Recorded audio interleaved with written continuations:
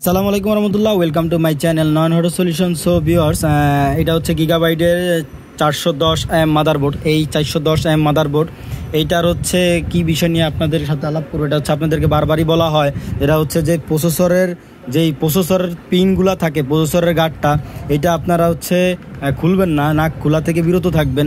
অনেকে এই প্রসেসরের গার্ডের এটা খুলে প্রসেসর খুলতে গিয়ে এই যে পিনগুলো সব নষ্ট করে ফেলে।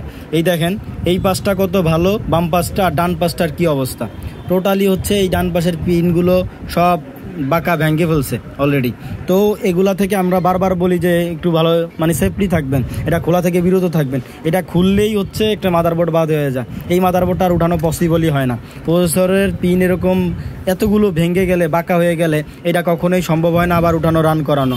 তো সবাই একটু জিনিসগুলা খেয়াল করবেন। আর এই প্রসেসরের গার্ডে হাত দিবেন না, প্রসেসর উঠাইতে গিয়ে ফালাইয়া দিবেন না, ভেঙে ফেলবেন না। তো ভেঙে ফেললে হয় কি, এক সময় আপনার হচ্ছে এই মাদারবোর্ড অকাজ হয়ে যায়। ভালো মাদারবোর্ড এটা এক সময় অকাজ হয়ে যায়। তো অসংখ্য ধন্যবাদ দেখার জন্য এতক্ষণ পর্যন্ত। সবাই লাইক, কমেন্ট এবং সবাইকে শেয়ার করে দিন, সবাইকে দেখার সুযোগ করে দিন, যাতে এরকম দুর্ঘটনা ঘটিয়ে যাতে আর মাদারবোর্ড বাদ না করে। তো আসসালামু আলাইকুম রহমতুল্লাহ।